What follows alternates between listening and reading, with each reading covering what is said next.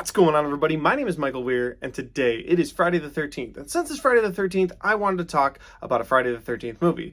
But last year, I talked about all the Friday the 13th movies on my channel. I had a goal last year. I was like, take one iconic horror franchise and talk about every single one of them.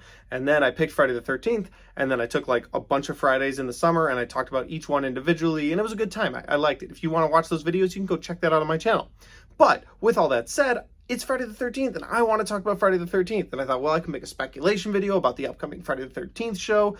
And then I found out that there's a fan film on YouTube called Never Hike Alone. And that excited me. I was like, well, a fan film that people take serious. Like there's a lot of fan films, and then most of them are not very good. But I've heard nothing but good things about this, and I thought, okay, well, you know what? I'm going to check it out. So I sat down and I watched Never Hike Alone. And I'll tell you what, for a little fan film made for just a little more than $18,000, I had a damn good time with this movie. Let's do the review.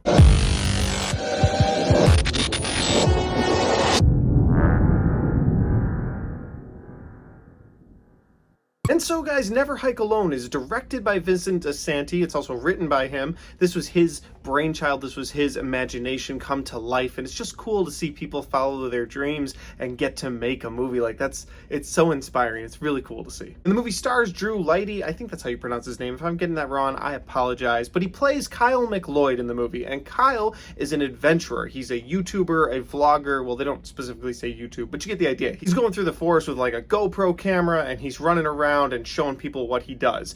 And the cool thing is that I can kind of relate to that. And the reason why is because I like taking my camera places and showing people what I do. Now, I don't really go into the forest and make videos in the forest, although I've been thinking about like a Blair Witch Project sort of video. I want to review the Blair Witch Project, but I want to do it in the woods. I think that'd be really fucking cool. Okay, let's move on. My point is I like videoing everywhere I go. I take Snapchats, TikToks, things like that. And so I could relate with this guy who's going into the forest and he vlogs about when he goes camping. That's just really cool. And there's a scene before we even get to the Camp Crystal Lake that I thought was one of the best scenes in the entire movie. And in this scene, Kyle is in his tent at night. He's got a little light on, and he's talking about this little shovel all-in-one like camper tool, and he can't remember his lines. Then he's looking at this thing. He's like, what a piece of junk. But he's sitting there trying to promote it because it's a sponsorship. And I just really liked that. There was some honesty to that. Like I watch a lot of YouTubers, and they're always like, guys, I set this bed up at my house today, and this bed is the best bed. I just don't think all of these YouTubers or influencers actually use these products all the time. So it was cool to see like a little bit of fun poked at that, even all the way back in 2017. It's just cool to see. But in that scene, and yes, we're still talking about it, Kyle is sitting there playing with this shovel, trying to do the sponsorship video, and he starts to hear coyotes. And he gets real quiet, he turns the light off, and he gets real close to the camera, and he's like, I think they're hunting something. And then you hear the coyotes get closer and closer. And all of a sudden I was like, oh, I'm kind of scared for this man being out in the wild alone, let alone the fact that I know that he's near Jason and he doesn't even know that yet. Like, that was just kind of cool. Like, I liked that. Of course, the next morning he's still okay because he has to get to Camp Crystal Lake. And when he does get to Camp Crystal Lake, that is a really cool reveal because he doesn't know he's stumbling on Camp Crystal Lake. He's trying to get to another destination, and Camp Crystal Lake has been completely wiped off the map because they don't want anybody going there. All of these tragic events that happened years ago, they want to keep those in the past. So he gets to Camp Crystal Lake, and when he gets there, he brushes aside this sign that's on the ground, and then you see like an aerial view of Camp Crystal Lake, and it's just a damn cool shot. I loved that. Of course, now that he's in the camp, he starts checking it out and realizing that he's in Camp Crystal Lake, and Jason starts stalking him from there. And it's really cool seeing Jason in the background of these shots because Jason's in a few of the background shots.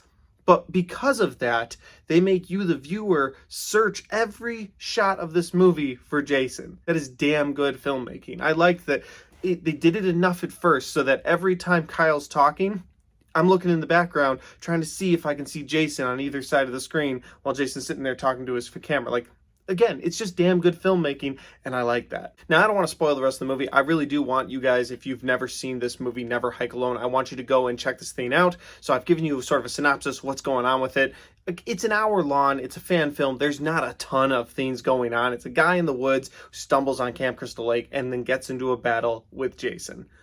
If that's not enough, then, you don't have to go check it out. But that's all I'm going to give you. But I do want to talk about a few other things that I like. Now, I already talked about the sponsorship thing. I just think that scene was great. I really do. It might have been my favorite part of the whole movie. Just that whole scene. I like the sponsorship joke, and then I like the coyote thing. It was a good, creepy feeling right after it made me laugh. And again, it was just done well. But now we get into another thing that I like, and that is the found footage aspect. I think this movie, anytime that he was like doing his handheld vlogging, that's the stuff that I loved. I liked the rest, like they keep switching between handheld and then regular movie look and then handheld. I kind of wish they would have committed to the handheld camera, but I get that it's kind of hard because then you're just going to see this guy's face up close the whole time. He's just going to be holding it like, hey guys, yeah, I'm fighting Jason. So I do understand that at a certain point they do have to cut away to kind of show him walking around the camp, because this is a movie where you have one actor walking around for 98% of it. It's just one guy and then Jason in the background. That's it. But just in my opinion, the found footage part of it where he's vlogging, that's what I love the most about it. Now, toward the end, I don't want to spoil it, so the thing I'm going to say, I'm going to kind of walk around it. But if you've seen the first couple of Friday the 13th movies, you know they like to do things at the end of the movie with the water. And they do something like that in this movie that is done really well. It pays respect to the original movies, but it also is a really gory scene, and that gore comes in at a perfect timing. Because throughout this movie, you're like, okay, he's fighting Jason. There's some gore, there's some blood, there's not a lot. Again, you've only got 2 characters, so it's not like Jason can just go ham on 18 people and you're still watching your main character like a regular movie, a normal movie would do. Since they didn't have the budget for that, you get these fight scenes between him and Jason, and you get a little bit of blood here and there. But at the end, there's a scene where it's just this gushing blood, and it's just a good Friday the 13th kill. I really liked it. And it would be wrong of me to not talk about another scene that's just fantastic, and that is at the end. Thom Mathews comes back. Now, if you don't know who Thom Mathews is, he played Tommy Jarvis in Friday the 13th, Part 6, my favorite Friday the 13th movie. And it was great seeing him back. When I saw him on screen, I was like, oh shit, no way. I had no idea that he was in this movie. I know I'm seeing this movie many years later, but I promise you, like, I looked into, like, is this any good? And there were good reviews, and so I watched it. But I tried to stay away from spoilers, so I had no idea he was going to show up at the end of this movie. And I just love Friday the 13th Part 6 so much. It's my favorite in the entire series.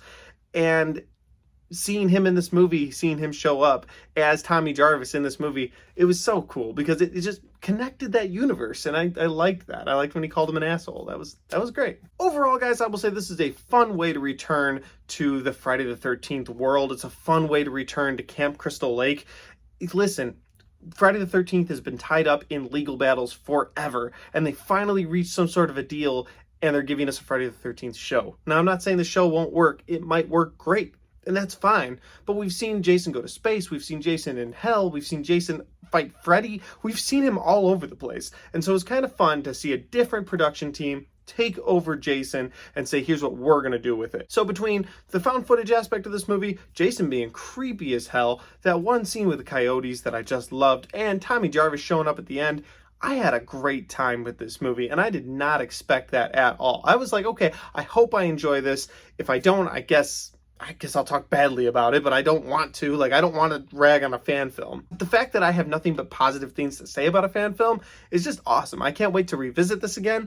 They actually made another movie called Never Hike in the Snow, and it's a Friday the 13th movie, and I gotta watch it now, but I don't know when to review it, because I feel like I want to wait for another Friday the 13th, but there's not one till October of this year. I don't know. Maybe I'll review it again soon, or maybe I'll wait till then. But either way, I had a fun time with this movie, and that's my review for Never Hike Alone, which you should never do, by the way. With all that said, guys, thanks for watching this video. If you liked it, don't forget to give me a like and a share. And if you have seen Never Hike Alone, well, let me know in the comment section down below what you think about it. Tell me some of your favorite parts, or if you didn't like it, if it didn't work for you, tell me why. And finally, if you haven't subscribed yet, I have a lot of content coming your way. I am doing a triple feature today. It's weird because I'm filming this early, but I'm doing a triple feature on Friday in the movies, and I haven't done a triple feature in forever. So I'm gonna have 3 more reviews for you guys this weekend. I'm really excited to get them to you guys. Thanks for watching, and I'll see y'all next time.